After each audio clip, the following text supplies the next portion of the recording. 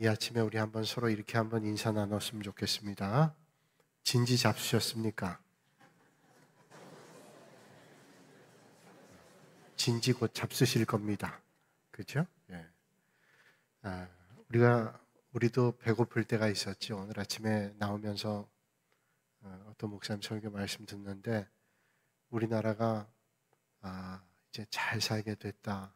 뭐 옛날에 비하면 뭐 말할 것도 없이 전쟁 끝난 다음에는 세계에서 가장 못 사는 나라 방글라데시보다 더 어려운 그런 상황이었는데 이제는 뭐 세계 12위 경제 규모가 그렇게 되고 그렇게 살게 된 건 하나님의 전적인 은혜라 그런 얘기를 했죠. 그래서 옛날에는 먹고 사는 일들이 쉽지 않아서 진지 잡수셨는지요? 식사하셨는지요? 그렇게 인사했단 말이죠. 옛말에 뭐니 해도 가장 큰 슬픔 가운데 하나는 먹을 게 없는 슬픔이라 그러죠. 먹을 게 없다. 그렇게 슬프고 정말로 안타까운 일이 없죠. 먹을 게 없다는 게 그런 슬픔입니다. 여러 해 전에 저희 교회에 북한에서 탈북하신 분 가정이 한 가족 나온 적이 있습니다. 지금 이제 이사 가셨는데 그 가정이 이제 탈북하셔서 새로 가정을 이룬 분인데 자녀들은 북한에 있었어요. 탈북하지 못하고. 그런데 어떻게 해서 아이 셋을 다 데리고 왔습니다. 하나는 탈북할 때 6살짜리 아이를 데려왔고요. 나머지 두 아이는 너희들이 그래도 조금 더 얘보다는 크니까 어떻게 해서든 여기서 살아라. 북한에서 내버려 두고 작은 아이 하나는 가다가 우리가 죽으면 어쩔 수 없이 같이 죽지만 너도 어차피 혼자 여기 있으면 살기 힘드니 죽든 살든 내려가자 그래서 6살 아이는 같이 내려왔어요. 나머지 두 아이도 1년 내에 다 이렇게 내려오게 됐습니다. 그런데 그 6살 아이하고 그 가정을 식사 대접한 적이 있어요. 그래서 저 군산대학교 앞에 한 식당에서 식사 대접을 했는데 그 남자분이 얘기하시는 거예요.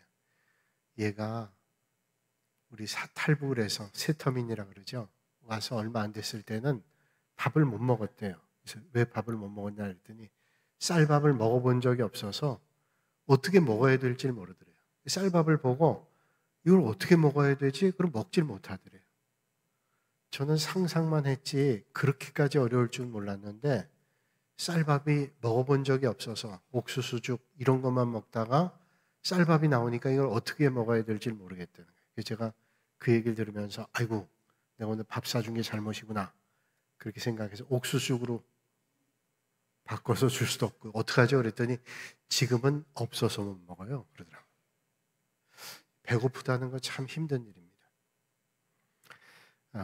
그리스의 신학 가운데 탄탈루스, 리디아의 왕이죠. 탄탈루스에 대한 이야기가 나오는데 탄탈루스가 신들의 식탁에 초대를 받아서 갔는데 신들의 음식은 먹을 수가 없는 겁니다. 그런데 신들이 보지 않는 사이에 살짝 탄탈루스가 신들만 먹는 음식을 먹었어요. 신들이 먹는 음식은 늙지도 않고 죽지도 않는 걸 먹으면 그런 음식이라 그래요.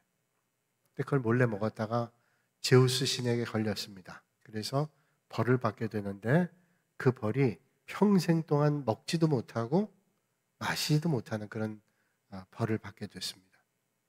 그래서 구체적으로 어떻게 벌을 받는가 하면 앞에 목이 말라서 물컵에 물이 있습니다. 그래서 그 물컵에 물을 먹기 위해서 손을 뻗으면 물컵이 뒤로 가는 거예요.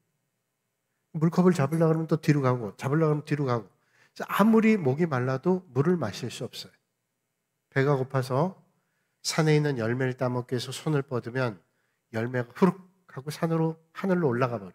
그래서 열매도 먹을 수 없어요. 평생을 그런 고통을 받았죠. 그런 고통, 탄탈루스가 받았던 고통으로 인해서 그 그리스 신화를 바탕으로 해서 단어 하나가 만들어졌는데 텐터라이징이라고 하는 단어입니다. 이 텐터라이징이라는 말은 감질나는 걸 얘기해요. 감질난다, 애간장이 녹는다. 그러니까 물을 마시려고 붙잡아도 달아나고 뭐 열매를 따먹으려고 해도 열매가 달아나고 얼마나 애간장이 녹아요. 감질나죠. 그것을 텐터라이징이라고 하는 단어로 쓰여져 있습니다. 사람들은 탄탈루스처럼 목표를 성취하기 위해서 열심히 손을 뻗지만 잡은 것 같은 그 순간에 미꾸라지처럼 빠져나가죠. 뭔가를 이룬 것 같을 때, 성취감을 느끼려고 할 때 그건 잡혀지지 않고 또 갈증을 느낍니다. 아무리 차지하고 얻어도 갈증을 느끼는 게 인생이라는 거죠. 그래서 솔로몬은 이렇게 고백합니다. 모든 만물이 피곤하다는 것을 사람이 말로 말할 수 없나니 눈은 보아도 족함이 없고 귀는 들어도 가득 차지 아니하는도다. 무슨 말씀입니까? 사람이 눈과 귀로는 만족할 수 없다는 거예요. 다시 얘기한다면 사람은 세상의 어떤 것으로도 만족함이 없어요. 아무리 봐도 아무리 귀로 들어도 만족하지 못하는 게 인생이라는 거예요. 세상이 발전하면 발전할수록 사람들이 고민하는 것 가운데 하나는 갈증이 그래도 사라지지 않는다는 거예요. 아무리 문명이 발달하고 문화 수준이 높아져도 만족할 것 같은데 그게 아닙니다. 만족은커녕 답답한 마음들이 사라지질 않아요. 목마름이 더해집니다.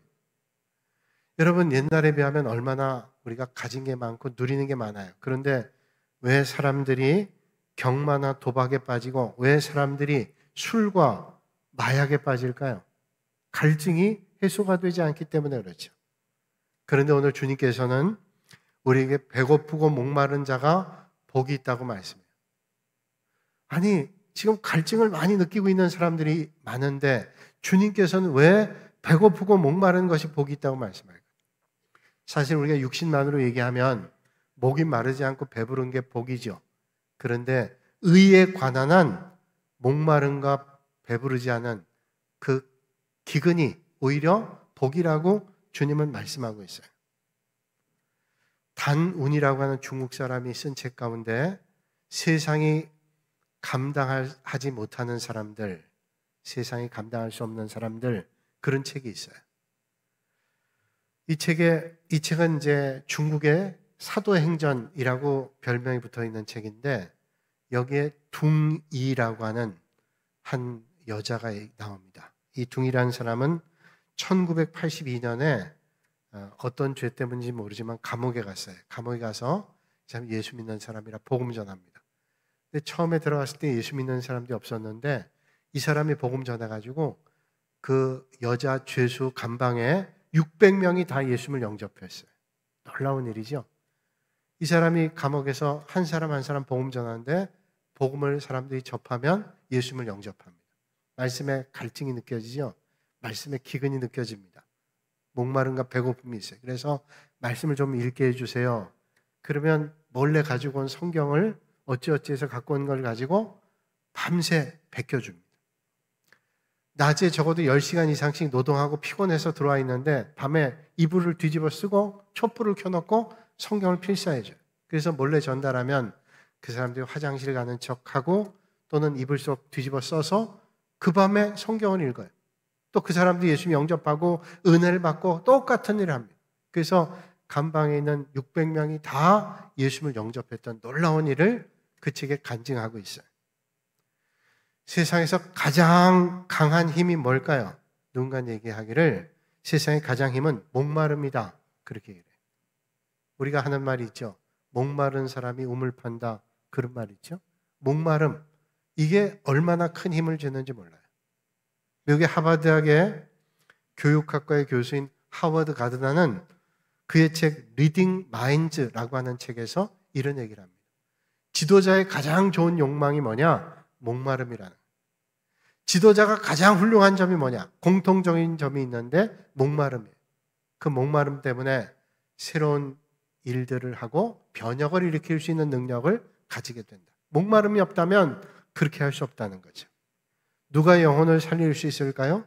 영혼에 대한 목마름이 있는 사람이 영혼에 대한 갈증을 가지고 복음을 전하며 많은 사람들을 주님 앞으로 인도할 수 있다는 거죠. 육신이 병든 사람의 특징 가운데 하나는 입맛이 없다는 거예요. 여러분 경험해 보죠. 몸에 병이 들어오면 입맛이 없어지게 됩니다. 입맛이 없죠. 육신에 병이 들면 아무리 맛있는 음식이라 할지라도 그 음식이 맛있질 않습니다. 그건 영적으로도 마찬가지예요. 영적으로도 병이 들면 하나님의 말씀의 맛을 느끼질 못합니다. 안 먹어도 괜찮은 것처럼 느껴져요. 건강한 육체를 가진 사람이 육신의 필요에 따라서 먹는 것과 마실 것을 필요로 하는 것을 건강하다고 얘기하죠. 건강한 영혼 가진 사람도 마찬가지입니다. 말씀에 대한 간절함을 가지고 또 갈증을 느낍니다. 그러니까 항상 의로움에 대해서 갈증과 목마름을 가지고 또 필요를 느끼는 것이 영혼의 갈급함이라는 거죠. 오늘 주님 말씀하시기를 의에 줄이고 목마른 자는 복이 있나니 그렇게 말씀하고 있어요. 그런데 오늘 말씀을 주의 깊게 보면요, 의에 줄이고 목마른 자가 복이 있대요. 의로운 자가 복이 있다고 말씀하지 않고 의에 줄이고 목마른 자가 복이 있다는 거예요. 여러분, 우리가 생각할 땐 의로운 사람이 복이 있는 게 더 낫잖아요. 의에 줄이고 목마른 것은 아직도 의로운 거 아니잖아요. 그런데 의로운 사람이 복이 있다고 말씀하지 않고 의에 줄이고 목마른 사람이 복이 있다고 말씀합니다. 왜 그럴까요? 만약에 주님께서 의로운 사람이 복이 있다라고 얘기한다면 아마 대다수의 사람은 절망할 거예요.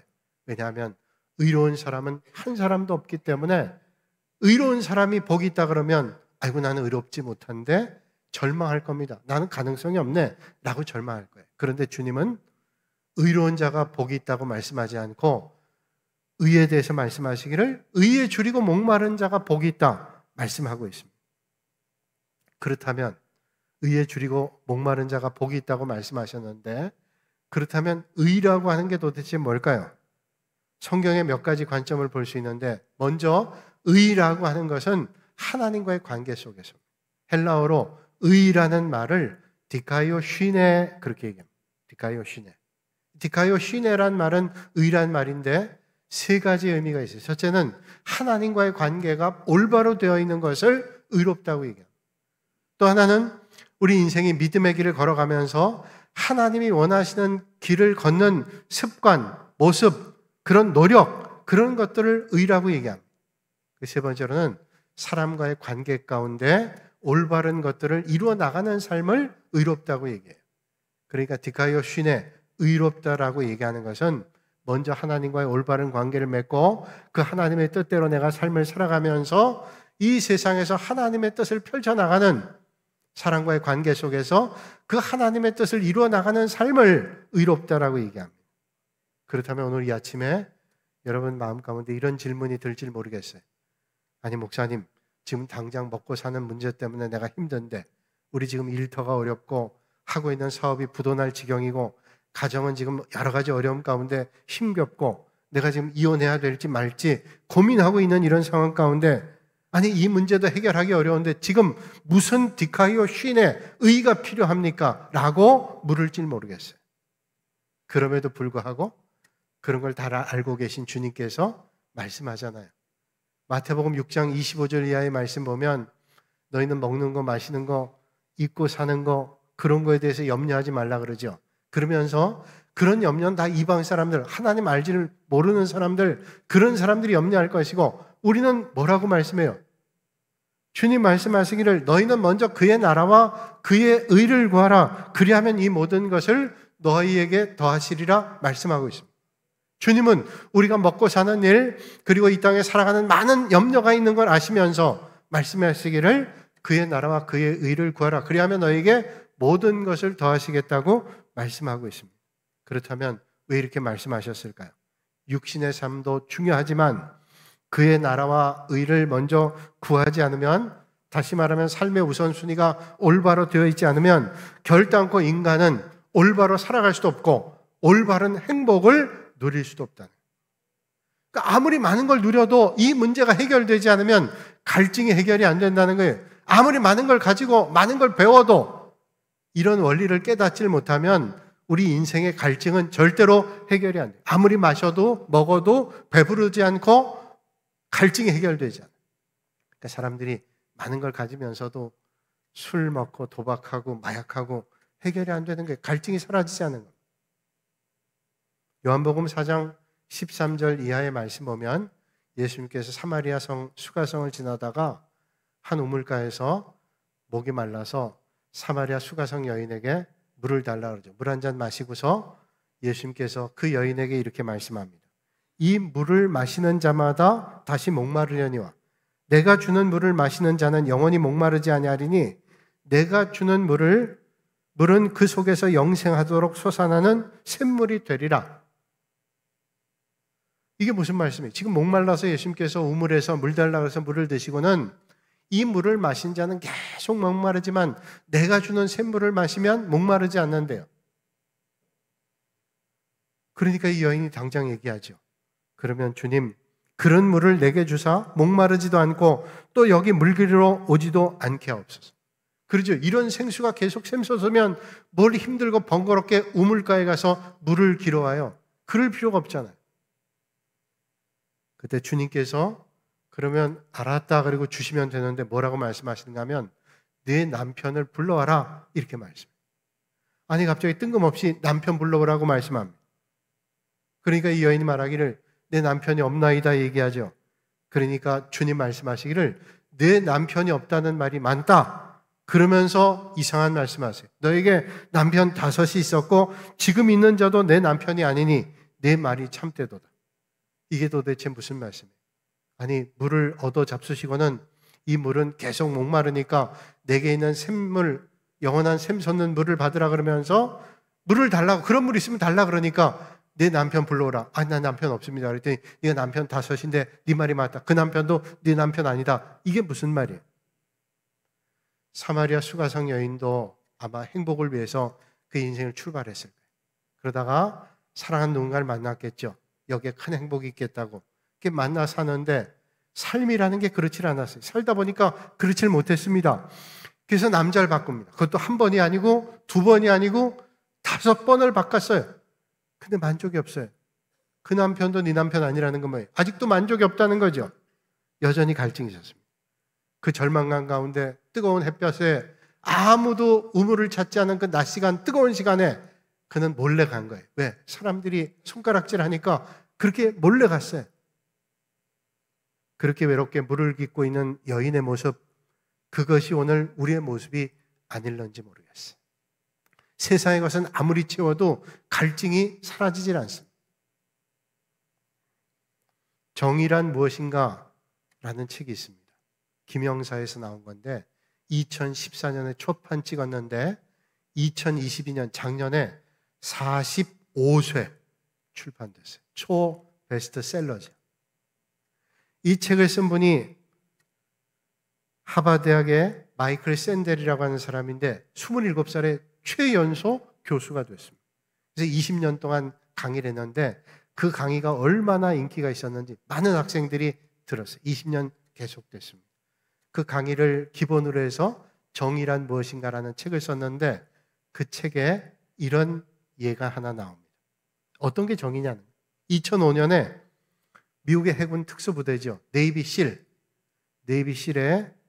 마커스 루트렐이라고 하는 하사와 수병 3명이 아프가니스탄의 빈 라덴의 측근인 탈레반 지도자를 찾기 위해서 비밀 정찰의 임무를 가지고 아프가니스탄 한 마을에 갔어요. 거기 틀림없이 탈레반 지도자가 있다라는 거예요. 그래서 산 언덕에 진지를 구축하고 매복해서 이제 정탐하는데 그때 마침 마을 사람 2사람이 염소 100마리 정도를 끌고 오다가 매복했던 이 사람들을 발견한 거예요. 걸린 거죠. 근데 그 온 사람 가운데 하나는 15살쯤 되는 아이예요. 한 사람 어른이고 2사람 오다 발견했어요. 심각한 겁니다. 왜냐하면 이 사람들이 그냥 가면 탈레반들에게 분명히 얘기할 거예요. 그러면 자기들의 위치가 노출되고 그럼 위험한 겁니다. 그래서 그 사람들 일단 잡아놓고는 이제 의논해서 어떻게 하면 되겠냐. 한 수병은 얘기하기를 우리가 작전 때문에 여기 온 거 아닙니다. 그러니 저 사람들 제거합시다. 죽읍시다. 이런 거죠. 그래야 우리 작전 임무하고 우리의 사명을 감당하는 겁니다. 뭐 이런저런 얘기가 있었어요. 그런데 루트렐 하사는 크리스찬이었는데 그렇다고 어떻게 민간인 저 사람을 죽일 수 있냐? 죽여서는 안 된다. 그래서 그냥 살려서 돌려보냅니다. 그리고 1시간 반쯤 지났는데 탈레반 병사 100여 명이 와가지고 포위를 했어요. 그래서 총격전이 일어납니다. 그러니까 네이비실 4사람하고 100여 명 되는 그 탈레반하고 총격전이 일어나가지고 3사람이 죽었어요. 수병 3사람이 죽었어요. 한 사람 남았는데 이제 본부에 사실을 연락했기 때문에 지원군들이 왔는데 헬기가 떴어요.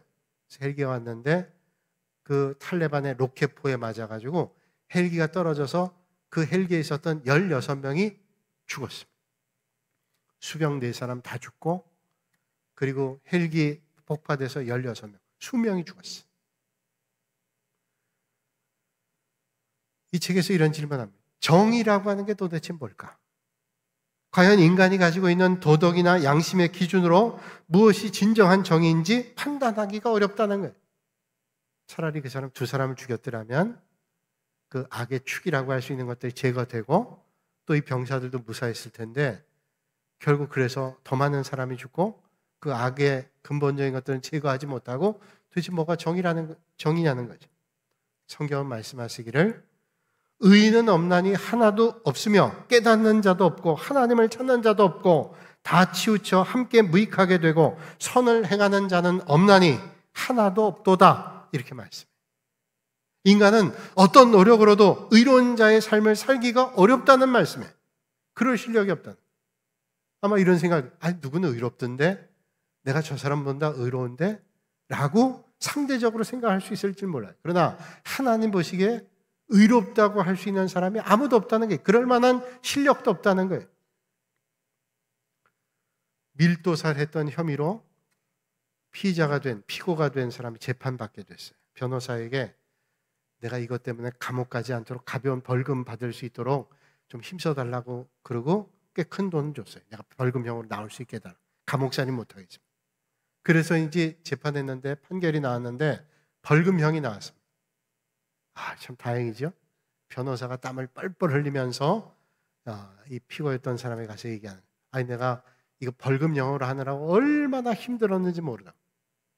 정말로 고맙다고 이 사람이 얘기하는 거예요. 사람들이 다 나 감옥 보내려고 그렇게 재판장이랑 그렇게 혈안돼 있었냐고 그렇게 얘기했더니 이 변호사가 얘기하기를, 모든 사람들이 증거가 불충분해서 이거 무죄라고 주장했지만 내가 벌금형으로 바꿔주느라고 애를 썼다. 무슨 말인지 아시죠? 사람이 얼마나 부조리하고 불완전한지를 몰라요. 사람들은 착하게 살고 바르게 살고 양심적으로 꺼리낌 없이 살면 의롭다고 생각합니다. 인간적인 도리를 따라 살면 의롭다고 말합니다. 그런데 성경은 말씀하기를 그것이 의롭다고 말씀하지 않아요. 로마서 3장 23절 24절에 이렇게 말씀합니다. 모든 사람이 죄를 범하였음에 하나님의 영광에 이르지 못하더니 그리스도 예수 안에 있는 속량으로 말미암아 하나님의 은혜로 값없이 의롭다 하심을 얻은 자가 되었느니라. 어떻게 의롭게 됐어요? 내가 의로운 삶을 살았기 때문에? 아니요. 하나님의 은혜로 의롭게 됐다고 주님 말씀하고 있습니다. 우리의 힘과 노력으로 절대로 의롭게 될 수 없다는 거예요. 하나님의 은혜로 오늘 우리가 의롭게 됐다. 여러분 바울을 보세요. 그는 하나님 앞에서 철저하게 자신의 무능을 고백했던 사람. 그러면 바울은 정말로 무능했던 사람, 아무런 능력도 없었던 그런 사람이었을까요? 성경은 말씀하기를 그는 당시의 가말리엘, 여러분 율법학자 가운데 최고의 학문을 가지고 있던 사람이 가말리엘이에요. 이 율법학자 가운데 학파가 둘이 있는데 힐렐 학파의 최고의 학자가 가말리엘, 그 문화생이었어요. 그 엘리트 교육을 받았던 사람. 모든 사람들이 그 당시에 부러워했던 로마 시민권도 가지고 있었습니다. 종교적으로 율법을 지킴으로 의로운 자가 되기 위해서 바리새인 가운데도 바리새인이었던 사람이 바울이었던 사람. 그래서 예수를 믿고 구원받는다고 하는 그리스도인들을 어떻게 하면 핍박할까 애썼던 사람이, 또 핍박하고 저들을 잡아서 감옥에 가두기 위해서 다메섹까지 가던 그런 사람이었습니다. 그런데 다메섹 도상에서 주님을 만나고 난 다음에 그의 믿음의 길이 잘못된 것을 깨닫고 그것은 하나님 원하는 길이 아닌 걸 깨닫고 그의 삶이 완전히 바뀌어지게 되죠. 주님을 만난 다음에 그의 삶이 어떻게 바뀌었어요? 지금까지 쌓아 올린 것들은 아무것도 아니다. 오히려 해가 되고 배설물이 된다라고 말씀하죠. 세상 사람들이 볼 때는 저거 많이 쌓았는데 높이 올라갔는데 대단한데 라고 얘기할 것들을 바울은 쓰레기라고, 오히려 해가 된다고, 배설물이 된다고 고백하고 있습니다. 그래서 성경에 말씀하죠. 무엇이든지 내게 유익하던 것을 내가 그리스도를 위하여 다 해로 여길 뿐더러 모든 것을 해로 여김은 내 주 그리스도 예수를 아는 지식이 가장 고상하기 때문에, 어떤 것보다도 예수 그리스도를 아는 지식이 가장 고상하다. 그래서 내가 지금까지 알고 있었던 건 해고, 내가 알고 있었던 건 배설물과 같다. 가지고 있을 필요가 없어요. 배설물 다 버릴 것이라. 내가 가진 의는 율법에서 난 것이 아니오 오직 그리스도를 믿음으로 말미암은 것이니 곧 믿음으로 하나님께로부터 난 의라. 믿음으로 이루어졌다. 그렇습니다.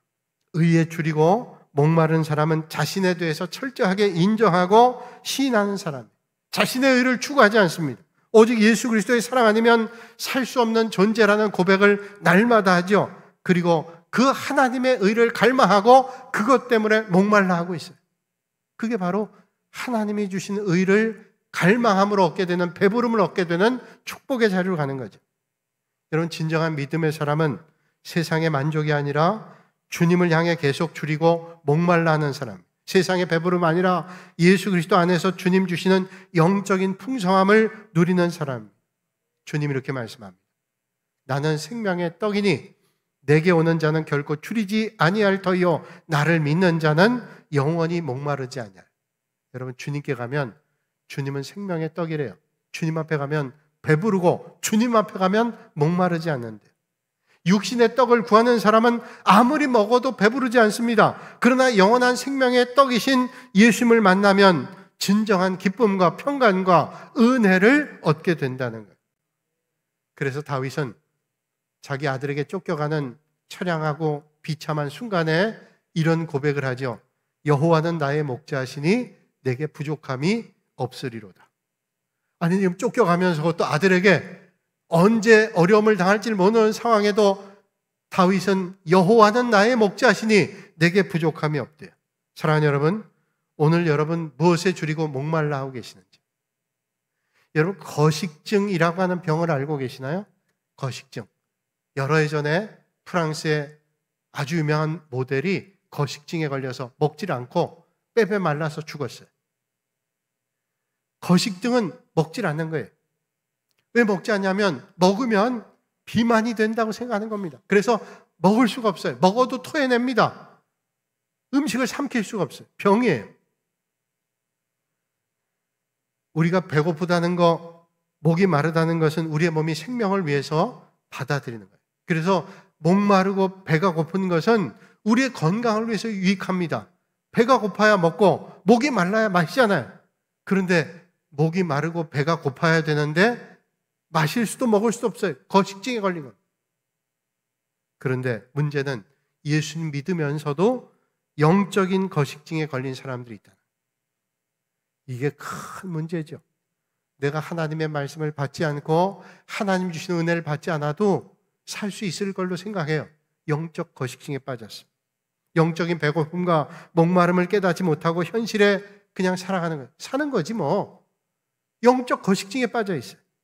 여러분, 지난 일주일 동안 얼마나 주님과 가까이 하고 계셨는지요? 얼마나 하나님의 말씀을 사모하고 주님과 영적 교제를 나누셨는지요?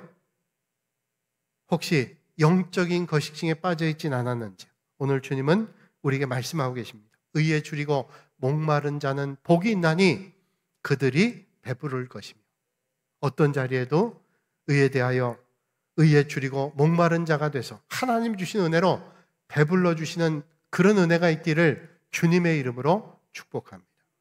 유명한 설교가인 마틴 로이드 존스 목사님은 이런 말을 했습니다. 사람이 배가 고프면 돼지우리를 찾는다. 그러나 정말로 배가 고프면 아버지를 찾는다. 이런 말을 했어요. 아니, 이게 무슨 말이죠? 배가 고프면 돼지우리를 찾는데 사람이, 근데 진짜 배가 고프면 아버지를 찾는다. 누가복음 15장 말씀 보면 거기에 탕자의 비유가 나오죠.